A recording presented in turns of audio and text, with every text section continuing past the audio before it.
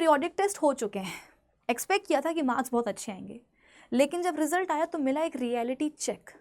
Realise हुआ कि marks expectation से काफ़ी कम आए हैं। अब मन में ये डर सता रहा है कि ये जो पीरियोडिक टेस्ट के मार्क्स हैं ये जा करके ऐड हो जाएंगे फाइनल बोर्ड एग्ज़ाम के रिजल्ट में। यानी कि जिस तरीके से पीरियोडिक टेस्ट बर्बाद हुआ है वैसे ही फाइनल बोर्ड एग्ज़ाम का रिजल्ट भी बर्बाद होने वाला है।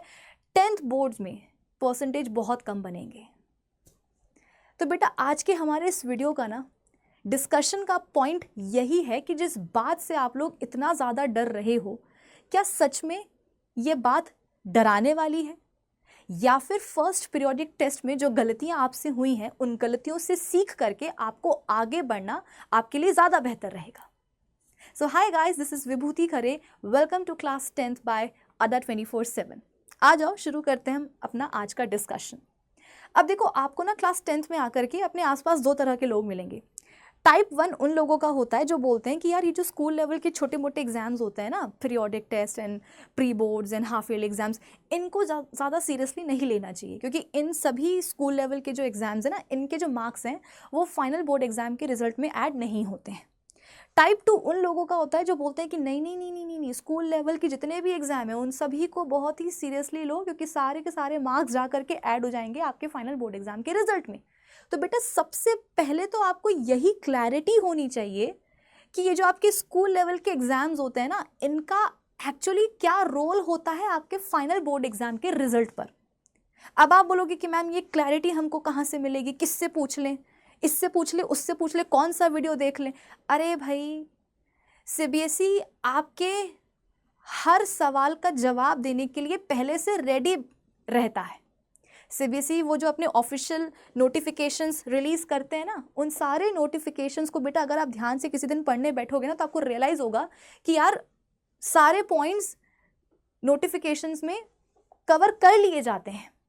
जैसे कि आपको यहाँ पर मेरे पीछे सीबीएसई के ऑफिशियल नोटिफिकेशन का एक छोटा सा पोर्शन दिख रहा होगा। वो जो सिलेबस वाला नोटिफिकेशन सीबीएसई देते हैं ना, उसी सिलेबस वाले नोटिफिकेशन का ये एक छोटा सा पोर्शन है जहाँ पर सीबीएसई आपको कुछ जनरल इंस्ट्रक्शंस दे रहे हैं रिगार्डिंग योर पीरियोडिक टेस्ट्स। आ जाओ अपन इसको फटाफट से एक बार रीड करते हैं क्लैरिटी के लिए। There will be an annual examination based on the entire syllabus. The annual examination will be of 80 marks and 20 marks weightage shall be for internal assessment. जिन बच्चों को ये बात पहले से पता है बहुत अच्छी बात है, जिनको नहीं पता है वो आज सुन लेंगे कि जब आप फाइनल बोर्ड एग्जाम देने जाते हो तो हर सब्जेक्ट का जो पेपर होता है बेटा, वो पेपर होता है 80 मार्क्स के लिए। आसान शब्दों में समझो कि मान लो कि तुम साइंस का फाइनल बोर्ड एग्जाम का पेपर देने जा रहे हो, ठीक है, तो वो जो आप साइंस का पेपर दोगे ना बेटा, वो पेपर होगा 80 मार्क्स का।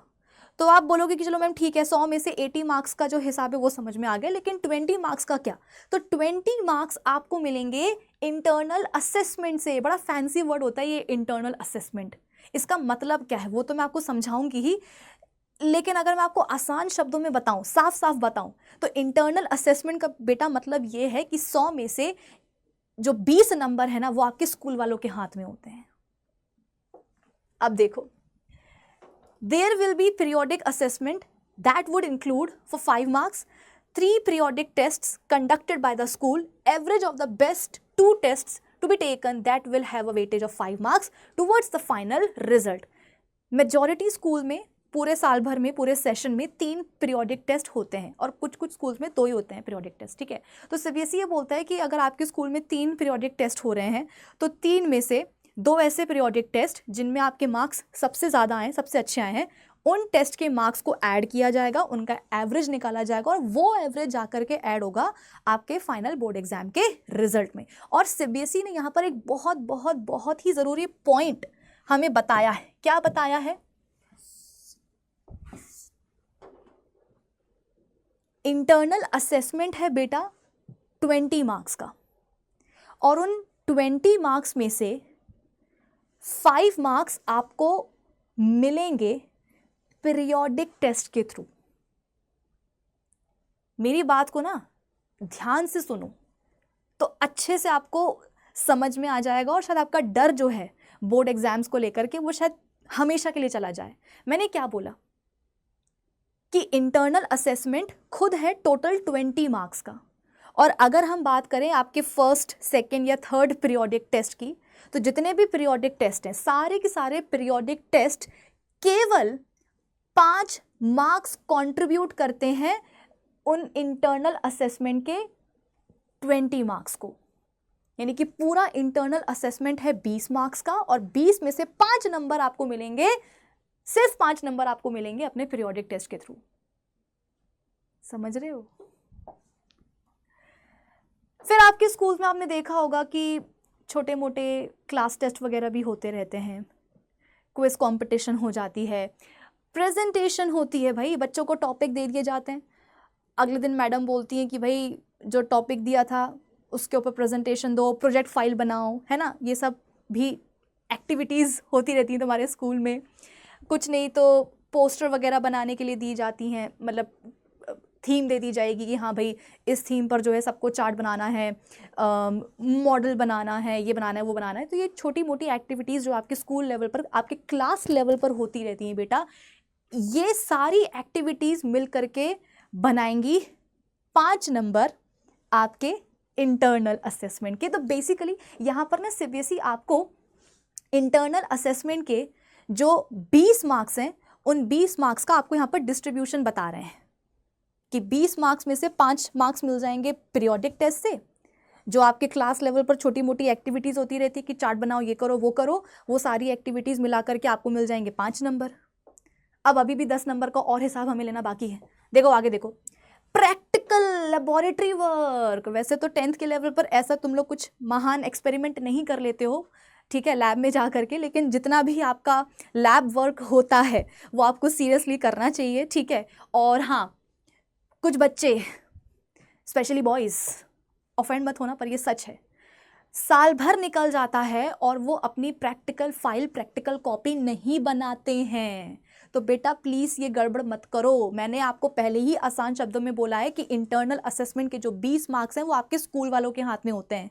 वैसे तो स्कूल वाले किसी के साथ अपनी दुश्मनी नहीं निकालते हैं, लेकिन अगर कभी ज़्यादा तुमने पंगे ले लिए कि साल भर निकल गया, मैम बोल रही कि बेटा फाइल दे दे, फाइल देते, तुमने बेटा ने फाइल बनाई ही नहीं है, तो वहाँ पर गड़बड़ हो सकती है कि पता चला कि एंड टाइम पर जो है मैडम का दिमाग चटक गया और उन्होंने बोला कि नहीं, इस बच्चे को तो मैं 20 में से 5 ही नंबर दूंगी, तो गड़बड़ हो जाएगी, ठीक है। तो जो आपके जो प्रैक्टिकल्स होते हैं, जो आपका लैब वर्क होता है, should be done throughout the year and the student should maintain record of the same. Practical assessment should be continuous. There will be the weightage of 5 marks. 20 marks है internal assessment के, 5 मिल गए periodic test से, 5 मिल गए class वाली activity से, और 5 मिल गए आपके लैब वर्क से। जो रिमेनिंग 5 मार्क्स हैं वो पोर्टफोलियो वगैरह से मिल जाएंगे कि आपने साल भर क्लास में कैसा परफॉर्म किया है, आपका क्लास वर्क कैसा था, होमवर्क कैसा था। तो कुल मिलाकर के ये हो गया डिस्ट्रीब्यूशन इंटरनल असेसमेंट के 20 मार्क्स का। अब मेरी बात सुनो बेटा, मान लो कि तुम आगे जाकर के एक टीचर बनते हो, ठीक है, और तुम 20 बच्चों को पढ़ा रहे हो। तुमने साल भर उन 20 बच्चों को पढ़ाया, उनके ऊपर तुमने बहुत मेहनत करी है, ठीक है। जब फाइनल एग्जाम्स की बारी आई तो कोई दूसरा टीचर आकर के तुम्हारे उन 20 बच्चों का एग्जाम ले रहा है। एग्जाम में 80 नंबर वो डिसाइड करेगा और 20 नंबर तुम्हारे हाथ में है। यानी कि जिन 20 बच्चों को तुमने पढ़ाया है उनके हर एक बच्चे के जो 20 मार्क्स हैं वो तुम्हारे हाथ में है। तो अब तुम बताओ तुम क्या करोगे? तुम्हारी कोशिश यही रहेगी ना कि हर एक बच्चे को 20 में से 20 नंबर तुम दे दो।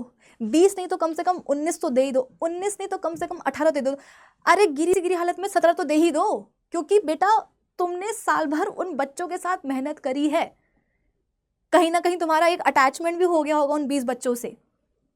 तो जो मार्क्स तुम्हारे हाथ में हैं, तुम्हारी कोशिश तो यही रहेगी ना कि तुम सारे के सारे मार्क्स दे दो सब बच्चों को, कि वो जो दूसरा बंदा आया है कहीं और से जो 80 मार्क्स का एग्जाम ले रहा है वो कितने देगा उसकी गारंटी तुम्हारे पास नहीं है, तुम्हें नहीं पता, लेकिन जो तुम्हारे हाथ में वो तो तुम करोगे ना। तो हर स्कूल का बेटा यही आप बोल सकते हो कि स्ट्रैटेजी होती है। कौन सा स्कूल चाहेगा कि उसके स्कूल का रिजल्ट खराब हो? कौन सा स्कूल चाहेगा कि क्लास 10th में अगर उसके पास 200 बच्चे हैं तो 200 में से केवल 100 पास हो, 100 फेल हो जाएं? ऐसा तो कोई नहीं चाहेगा। तो स्कूल वालों की बेटा ये स्ट्रैटेजी रहती है कि जो इंटरनल असेसमेंट के मार्क्स उनके पास हैं वो हर बच्चे को दे दें और अच्छे से दें। ठीक है, तो उन 20 मार्क्स के लिए तुम्हें डरना नहीं है, लेकिन इसका मतलब ये नहीं कि मेहनत करना बंद कर दोगे कि मैम आपने कहा था स्कूल वाले पास कर देंगे तो हमने फाइल ही नहीं बनाई। अरे बेटा, मैंने क्या बोला कि स्कूल वाले कोशिश तो करेंगे तुम्हें 20 में से 20 मार्क्स देने के, लेकिन तुम कुछ करो भी तो उसके लिए कि तुमने साल भर निकल गया, तुमने साइंस की प्रैक्टिकल फाइल ही नहीं बनाई तो कहाँ से नंबर मिलेंगे। तो डरना नहीं है, क्योंकि स्कूल वाले तुम्हारे सपोर्ट करेंगे, तुम्हें हेल्प करेंगे, लेकिन तुम्हें काम तो करके दिखाना पड़ेगा ना उसके लिए। ठीक है, चलो। तो अब अच्छा लग रहा होगा तुम्हें सुन करके कि हाँ मैम, फर्स्ट पीटी का जो रिजल्ट आया था, या अगर तुम्हारे स्कूल में यूनिट टेस्ट बोलते हो, जो भी बोलते हो, तो मैम उसका जो रिजल्ट था वो तो एकदम ही जो है ना डिप्रेशन में आ गए थे हम लोग कि पता नहीं क्या होगा, क्योंकि कोई बोल रहा है कि इसके पूरे के पूरे मार्क्स जा करके ऐड हो जाएंगे। अब जा करके जो है दिल को चैन मिला, सुकून मिला कि ठीक है, इंटरनल असेसमेंट के 20 में से केवल 5 नंबर का कंट्रीब्यूशन होता है किसका, पीरियोडिक टेस्ट का। तो डर खत्म हो गया, डर तो खत्म हो गया बेटा, लेकिन इसका मतलब ये नहीं है कि तुम अब पीरियोडिक टेस्ट में पढ़ाई करना बंद कर दोगे। मैंने क्या बोला, स्कूल लेवल के बेटा जो छोटे छोटे एग्जाम्स होते हैं ना, periodic test, half yearly, pre boards, आप इन्हें ऐसे समझो कि ये छोटी छोटी सी सीढ़ियां हैं। तुम्हें अगर फर्स्ट से सेकंड फ्लोर पर जाना है तो तुम कैसे जाओगे, ऐसे पैर ऊंचा करके ऐसे चले जाओगे क्या, नहीं, सीढ़ियों का इस्तेमाल करोगे, स्टेयर्स का इस्तेमाल करोगे ना, स्टेप्स फॉलो करोगे। तो स्कूल लेवल पर ये जो छोटे छोटे एग्जाम्स होते हैं ये बिल्कुल ऐसे ही होते हैं कि अगर आप इनको सीरियसली लोगे तो आपका जो फाइनल बोर्ड एग्जाम का जो पेपर रहेगा ना बेटा, तुम उसमें बिल्कुल धूम मचा करके आओगे, क्योंकि ऑलरेडी तुमने साल भर इतने पेपर दिए होते हैं, इतने एग्जाम दिए होते हैं छोटे छोटे, कि मेन एग्जाम तक जो ना तुम्हारा डर ही खत्म हो जाता है एग्जाम्स को लेकर के। तुम बिल्कुल कॉन्फिडेंस के साथ जो है ना बोर्ड एग्जाम का पेपर दे करके आते हो और धूम मचा देते हो। तो ज़्यादा कंट्रीब्यूशन नहीं है, मैं मान रही हूँ पीरियोडिक टेस्ट का तुम्हारे फाइनल बोर्ड एग्जाम के रिजल्ट में, लेकिन इसका मतलब ये नहीं कि तुम उसको अब सीरियसली नहीं लोगे। हर एग्जाम को, मैं तो कहती हूँ कि क्लास में अगर 10 नंबर का भी कोई छोटा सा क्लास टेस्ट हो रहा है ना, तो तुम्हें उसको भी सीरियसली लेना है। तुम्हारे अंदर वो जोश, तुम्हारे अंदर वो जुनून होना चाहिए कि यार अगर क्लास में कोई टेस्ट हो रहा है तो मुझे उसमें टॉप करना है, मुझे उसमें फुल नंबर लेकर के आने हैं। ये नहीं कि अरे क्या हो गया, नहीं, क्योंकि कॉन्फिडेंस तुम्हारे अंदर तभी आएगा बोर्ड एग्जाम में जब तुमने इन छोटे छोटे एग्जाम्स को सक्सेसफुली जो है ना क्रैक किया होगा। अब वापस आते हैं तुम्हारे PT 1 के ऊपर कि रिजल्ट आखिर क्यों खराब आया, गलती कहाँ हुई। गलती नंबर 1, एडजस्टमेंट फेज। देखो, मेजॉरिटी स्कूल्स ऐसे होते हैं जिनमें कि जो पीरियोडिक टेस्ट 1 है वो समर वेकेशंस के पहले हो जाता है। कुछ स्कूल्स ऐसे होते हैं जो समर वेकेशंस के बाद जून मंथ में या जुलाई के फर्स्ट वीक तक जो है पीरियोडिक टेस्ट बच्चों का ले लेते हैं। तो बेटा जब तुम क्लास 9 से 10th में आते हो ना, तो ऑब्वियसली बात है, क्लास चेंज होती है, सिलेबस चेंज होता है, तुम्हारे टीचर्स चेंज हो जाते हैं। तो इनिशियल जो मंथ्स होते हैं, मार्च, अप्रैल, मई, जून, ठीक है, इनमें से 1 महीना तुम समर वेकेशंस का निकाल दो, तो शुरुआत के जो 3 से 4 महीने होते हैं ना, ये इनमें तुम्हारा एक्चुअली एडजस्टमेंट फेज ही चल रहा होता है। तुम अपने आप को क्लास 10th में आकर के सेटल करने की कोशिश कर रहे होते हो, अपने आप को एडजस्ट करने की कोशिश कर रहे होते हो। जैसे कि मैंने आपसे बोला कि टीचर्स नए हो जाते हैं, तो अब आप किसी टीचर से पढ़ रहे हो, क्लास 10th में आप पहली बार उस टीचर से पढ़ रहे हो, ठीक है, वो पढ़ा रहे हैं, आप पढ़ भी रहे हो, लेकिन कुछ चीज़ें समझ में आ रही हैं, कुछ नहीं आ रही हैं। अब तुम डाउट पूछने से डर रहे हो कि कहीं डांट ना पड़ जाए, क्योंकि हमें मैडम का नेचर तो पता नहीं है। तो इनिशियल जो टाइम होता है क्लास 10th में आकर के 3 से 4 महीनों का, वो उसमें तुम्हारा एडजस्टमेंट फेज ही चल रहा होता है। आप अपने आप को क्लास 10th के लिए एडजस्ट कर रहे होते हो कि सिलेबस कैसा है, ये कैसा है, वो कैसा है। और इसी बीच में क्या होता है, इसी एडजस्टमेंट के फेज में जो ना तुम्हारा PT 1 आ जाता है। अब बच्चे बोलते हैं कि मैम हमें तो मैडम का नेचर ही समझ में नहीं आया, मैडम ने जो है 4 चैप्टर दे दिए साइंस के PT 1 में, उनसे बोल भी नहीं पाए कि मैम इतना नहीं हो पाएगा, और जो है ना गड़बड़ हो गई। तो ये एक ऐसी गलती है जो तुमने जानबूझ के नहीं करी है, हो गई तुमसे। और ये बहुत से बच्चों के साथ होता है बेटा। मैं तुमको अपना एग्जाम्पल देती हूँ। मेरे फादर की जॉब ऐसी थी कि हमारे हर 3 से 4 साल में जो ना ट्रांसफ़र हो जाते थे, और जब भी ट्रांसफ़र होता था तो सिटी चेंज होती थी, कभी कभी स्टेट चेंज हो जाता था। तो जब भी हम नए किसी स्कूल में एडमिशन लेते थे, मैं और मेरी दीदी, ठीक है, तो जब हम उस नए स्कूल में जाते थे और जो हमारा पहला टेस्ट होता था वो खराब ही जाता था, क्योंकि हमारे लिए तो स्कूल चेंज हो गया, स्टेट चेंज हो गया, शहर चेंज हो गया, टीचर चेंज हो गए, फ्रेंड्स, क्लासमेट, सब कुछ बदल गया। तो हमारे लिए तो एक बहुत ही मुश्किल सिचुएशन बन जाती थी। तो ये एक ऐसी गलती है जो आप लोगों ने जानबूझ के नहीं करी है, वो हो गई और सबके साथ होती है, ठीक है। मिस्टेक नंबर 2, इनकम्प्लीट सिलेबस, कि टाइमली सिलेबस ही तुम्हारा कंप्लीट नहीं हुआ, कि मैम ने जो है साइंस में 6 चैप्टर्स दे दिए PT1 में, 6 में से तुम्हारे 4 ही हो पाए, 2 हुए ही नहीं। तो अब सिलेबस अगर ठीक से कंप्लीट नहीं होगा, क्योंकि वैसे ही भी भाई अभी तक तुम्हें 9th में पढ़ने की आदत थी कि चैप्टर पढ़ लिया सो पढ़ लिया, नहीं पढ़ा तो नहीं पढ़ा, जो NCERT एक्सरसाइज क्वेश्चंस हैं उनके आंसर्स रट के चले जाएंगे, हो जाएगा। वही तुमने यहाँ भी करा कि सिलेबस पे ध्यान दिया नहीं, सोचा कि NCERT के क्वेश्चंस आ जाएंगे, वो एग्जैक्ट क्वेश्चन सारे के सारे नहीं फंसे तुम्हारे PT1 में, तो बंटाधार हो गया तुम्हारा। तीसरी मिस्टेक, लैक ऑफ प्रिपरेशन। बच्चे बोलते हैं कि मैम हमारे साथ तो बहुत बुरा हुआ, समर वेकेशंस के पहले ही जो है ना PT1 हो गए, मैम मुश्किल से 1 महीना हुआ था स्कूल जाते जाते, और फ्रेंड्स भी नए नहीं बन पाए, और इतने में जो है ना PT1 हो गया, मैम टाइम ही नहीं मिला प्रिपेयर करने का। फिर आते हैं वो बच्चे जो बोलते हैं कि मैम हमारे तो समर वेकेशंस के बाद हुए थे PT1, हमारे साथ भी बहुत बुरा हुआ। तो मैंने उनसे पूछा कि तुम्हारे तो समर वेकेशंस के बाद PT1 हुए, तो तुमने क्या करा? तुमने बोला मैम एंजॉय, समर वेकेशंस को हमने एंजॉय किया, बिल्कुल पढ़ाई नहीं करी, टाइम ही नहीं मिला प्रिपरेशन करने का, तो PT1 बर्बाद हो गया। एग्जाम एंजाइटी, आप बोलोगे कि मैम ये तो बकवास है, कोई बच्चा एग्जाम को लेकर के एंशियस नहीं होता। बेटा बहुत सारे बच्चों में ना एग्जाम एंजाइटी होती है, हाथ पाँव उनके कांप जाते हैं जब वो एग्जाम का नाम सुनते हैं। तो वो अलग बात है कि वो ऐसा शो नहीं करते हैं कि उन्हें डर लग रहा है एग्जाम को लेकर के, लेकिन बहुत सारे ऐसे बच्चे होते हैं, तुम में से जो बच्चे सुन रहे होंगे ना वो रिलेट कर पा रहे होंगे कि हाँ मैम सही बात है, हमारे भी हाथ पाँव ना ऐसे कांपने लग जाते हैं कि बाप रे एग्जाम। तो एग्जाम एंजाइटी भी होती है बेटा, कि सब कुछ पढ़ रखा है लेकिन फिर भी एग्जाम में जाकर के पेपर देखा तो तोते उड़ गए, पेपर में क्वेश्चन आता है फिर भी आंसर नहीं लिख करके आ पाए, वो भी एक बड़ी बात है, ठीक है। लैक ऑफ कॉन्सेप्चुअल क्लैरिटी, जो 9th की स्ट्रेटेजी फॉलो कर रही थी, सोचा था वही 10th में कर लेंगे, NCERT के क्वेश्चंस रट के चले जाएंगे, काम आसान हो जाएगा, पर वक्त बदल गया, जज्बात बदल गए, यहाँ पर तो कॉन्सेप्ट बदल गए, क्लास बदल गई, ठीक है, और हम वही स्ट्रेटेजी फॉलो कर रहे थे, तो कैसे काम होता बेटा। 10th में आकर के तुम्हें फोकस करना चाहिए कॉन्सेप्ट्स के ऊपर, हर एक कॉन्सेप्ट को तुम्हें पढ़ना है, समझना है, तब जा करके उसके सवाल तुमसे बनेंगे। 9th वाली जूनियर क्लासेस वाली स्ट्रेटेजी यहाँ पर फॉलो नहीं हो पाएगी। तो ये कुछ कॉमन ऐसी मिस्टेक्स हैं बेटा जो बच्चे अपने फर्स्ट पीरियोडिक टेस्ट में करते हैं।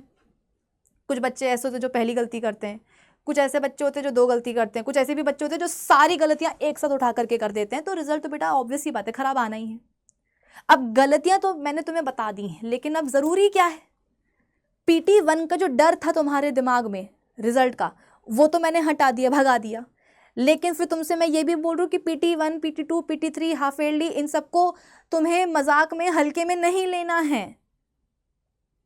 माना इनका वेटेज कम है फाइनल बोर्ड एग्जाम के रिजल्ट में, लेकिन कुछ तो है ना, और ये छोटे छोटे से स्टेप्स हैं, इनको फॉलो करोगे, इन एग्जाम्स को तुम दोगे सीरियसली, तब तो बोर्ड एग्जाम के लेवल पर आकर के तुम एग्जाम रेडी हो पाओगे। तो गलतियां तुमको मैंने बता दी हैं, अब इन गलतियों से तुम्हें सीख क्या लेनी है, करना क्या है कि तुम्हारा जो सेकंड पीरियोडिक टेस्ट है वो अच्छे से चला जाए। अब वो सुनो, सबसे बड़ी बात तो बेटा अब ये है कि मैं अब किसी भी बच्चे से ये कंप्लेंट ना सुनूं कि मैम PT2 के लिए जो है ना टाइम नहीं मिला प्रिपरेशन के लिए, क्योंकि समर वेकेशंस तुम्हारे ऑलरेडी हो चुके हैं। जिन बच्चों ने समर वेकेशंस को सिर्फ एंजॉय किया है, बिल्कुल भी पढ़ाई नहीं करी है, तो बेटा उनका तो मैं क्या बोलूं, मैं यही सिर्फ बोल सकती हूं कि अब तुम्हें एक भी दिन वेस्ट नहीं करना है, हर दिन तुम्हें पढ़ाई करनी है, हर दिन तुम्हें सेल्फ स्टडी के लिए बेटा 1.5 से 2 घंटे का समय निकालना है। देखो मैं कभी भी किसी भी अपने वीडियो में तुमको ये नहीं बोलूंगी कि बेटा तुम्हें 24 घंटों में से 8 घंटे सेल्फ स्टडी करनी चाहिए, बिल्कुल भी नहीं। मुझे पता है कि तुम्हें स्कूल जाना है, मुझे पता है कि तुम्हें कोचिंग जाना है, मुझे पता है कि तुम वहाँ से आकर के जो है कोई ना कोई ऑनलाइन लेक्चर भी लगाओगे, तो इतने सब कुछ अपने तुम्हारे बिजी स्केड्यूल में 8 घंटे सेल्फ स्टडी के लिए निकाल पाना नेक्स्ट टू इम्पॉसिबल है। तो मैं तुमसे बहुत ही प्रैक्टिकल बात बोलती हूँ कि तुम्हें 24 घंटों में, दिन भर के 24 घंटों में तुम्हें सिर्फ हर दिन 1.5 से 2 घंटे का समय निकालना है सेल्फ स्टडी के लिए, कि तुम्हारा कोचिंग भी हो जाए, तुम्हारा स्कूल भी हो जाए, और फिर तुम घर आकर के सुकून से 1.5 से 2 घंटे हर दिन बैठो और खुद से अपने लेवल पर पढ़ाई करो, कि क्लास में जो हुआ, कोचिंग में जो तुमने सीखा, ऑनलाइन लेक्चर जो तुमने लगाया, उसमें तुमने क्या सीखा वो तुम खुद याद करने की कोशिश करो, लिखो, प्रैक्टिस करो, क्वेश्चंस को सॉल्व करो, सैंपल पेपर लगाओ, कुछ भी करो, लेकिन सेल्फ स्टडी के लिए तुम्हें हर दिन 1.5 से 2 घंटा देना पड़ेगा। और बेटा इतना तो तुम कर ही सकते हो। मैं कभी नहीं बोलूंगी कि बेटा लंबे लंबे समय के लिए बैठो पढ़ने के लिए, ना, बिल्कुल भी नहीं। हर दिन पढ़ो, कम समय के लिए पढ़ो, लेकिन पढ़ो जरूर, ताकि तुम्हारी हैबिट डेवलप हो सके हर दिन पढ़ाई करने की। क्योंकि जैसा कि मैंने बोला कि समर वेकेशंस का मौका, गोल्डन जो मौका होता है, वो निकल गया है। तुमने उसमें अगर पढ़ाई करी तो अच्छी बात है, नहीं करी तो निकल गया मौका। अब जो हो चुका उसके पीछे रोने का क्या मतलब है? कोई मतलब नहीं है, आगे देखना पड़ेगा, है कि नहीं? गाड़ी चलाते हैं तो आगे देखते हैं या पीछे देख करके चलाते हैं? तो आगे देखो, विजन अपना क्लियर रखो, तभी तो गोल तक पहुंचोगे भाई। तो तुम्हें हर दिन क्या करना है बेटा? पढ़ाई करनी है। सेल्फ स्टडी के लिए तुम्हें 1.5 से 2 घंटे निकालने ही निकालने हैं। मैं कभी अब ये ना सुनूं कि मैम टाइम नहीं मिला। बेटा टाइम निकालना पड़ेगा। दूसरी बात, अब तुम्हें कॉन्सेप्ट्स पर फोकस करना पड़ेगा। देख लिया ना कि एनसीईआरटी के जो एक्सरसाइज के क्वेश्चंस होते हैं वो एज इट इज तुम्हारे एग्जाम में नहीं आते हैं। कॉन्सेप्ट के ऊपर तरह तरह के सवाल बनते हैं। भाई तुम एक PT1 दे चुके हो, 10th में आकर के तुमने पहला एग्जाम दे दिया ना, PT1 दे दिया, तो कहीं ना कहीं तुम्हें क्वेश्चंस के पैटर्न का आइडिया लगा होगा कि किस पैटर्न के सवाल आते हैं। तुम्हें रियलाइज हुआ होगा कि भैया कॉन्सेप्ट पढ़ना पड़ेगा, वो भी डिटेल में। अब किसी भी कॉन्सेप्ट को बेटा तुम डिटेल में तभी पढ़ पाओगे जब तुम उसमें टाइम लगाओगे। मैं क्यों बोल रही हूँ कि अब तुम्हें टाइम वेस्ट नहीं करना है, हर दिन पढ़ाई करनी है। क्योंकि जब हर दिन पढ़ाई करोगे तभी तो तुम किसी टॉपिक को, किसी कॉन्सेप्ट को समय दे पाओगे। जब समय दोगे तभी तो वो समझ में आएगा भैया, और जब समझ में आएगा तभी तो सवाल बनेंगे। तो एक लिंक है बेटा कि हर दिन 1.5 से 2 घंटे की पढ़ाई करो, सेल्फ स्टडी करो, कॉन्सेप्ट को समझो, कॉन्सेप्ट को रटो नहीं, क्वेश्चंस के आंसर्स को रटो नहीं, क्योंकि उसमें अपना टाइम और एनर्जी लगाओगे कोई काम नहीं आने वाला है। पढ़ो अच्छे से कॉन्सेप्ट को, उसके डेप्थ में जाओ कि कोई चीज़ उसमें कैसे हो रही है, क्यों हो रही है, क्यों, जो सवाल है बेटा उसका तुम्हें जवाब पता करना पड़ेगा। ठीक है? उसके अलावा सिलेबस को टाइमली फिनिश करने की कोशिश करो। अब यहाँ पर आपको लग सकता है कि मैम चलो ठीक है, PT1 का सिलेबस हो गया, PT2 का जो सिलेबस है वो अलग रहेगा, लेकिन half yearly, ma'am half yearly में तो PT1 PT2 पूरा सिलेबस, मतलब ऑलमोस्ट जो है ना आधा सिलेबस तो आ ही जाएगा। तो मैम सिलेबस कैसे टाइमली फिनिश करें, बैकलॉग्स कैसे क्लियर करें? तो बेटा बैकलॉग्स को क्लियर करने का सबसे अच्छा तरीका होता है कि आप संडे के दिन बैकलॉग्स को क्लियर करने का समय निकालो। संडे के दिन तुम्हारा स्कूल तो नहीं होता, तो वो जो 6 घंटे हैं तुम्हारे स्कूल के, वो तुम्हें संडे के दिन पूरे के पूरे मिलते हैं।